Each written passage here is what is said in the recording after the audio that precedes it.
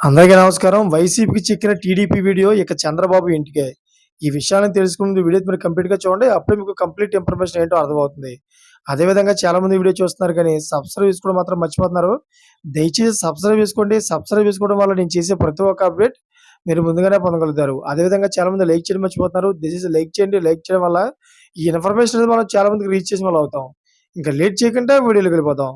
Friends, గత ఎన్నికల్లో YCP దారుణంగా ఓడిపోయిన సంగతి తెలిసిందే.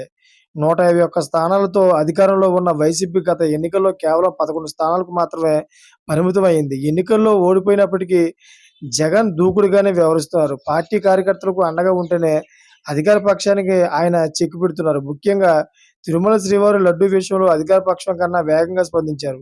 ఇంకా చెప్పాలంటే తిరుమల శ్రీవారి లడ్డూ వివాదంపై సిబిఐతో విచారణ చేయించాలని డిమాండ్ చేయడంతో పాటు పార్టీ నేతలతో ప్రమాణం చేయించడం, సీజీఐ ప్రధాని మోదీకి లేఖ రాయడంతో ఈ విషయంలో అధికార పార్టీ కన్నా జగన్ వేగంగా పావులు కదిపినట్టు అయింది.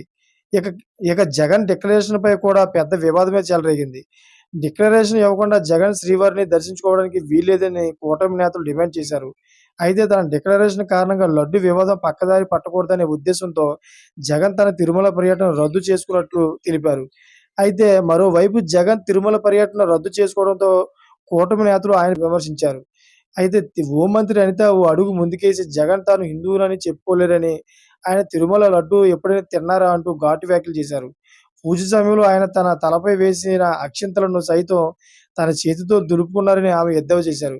అయితే తాజాగా తిరుమల ఆలయంలో బ్రహ్మోత్సవాల సందర్భంగా శ్రీవారిని సీఎం చంద్రబాబు పట్టు వస్త్రాలు సమర్పించారు.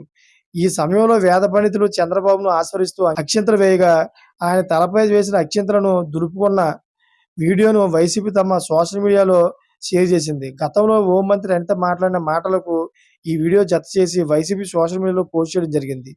అయితే ఈ విషయం తెలిసిన చంద్రబాబుకి ఏం చెప్పాలో తెలియక నోరు మూసిపోయినట్లయింది. Thanks for watching friends.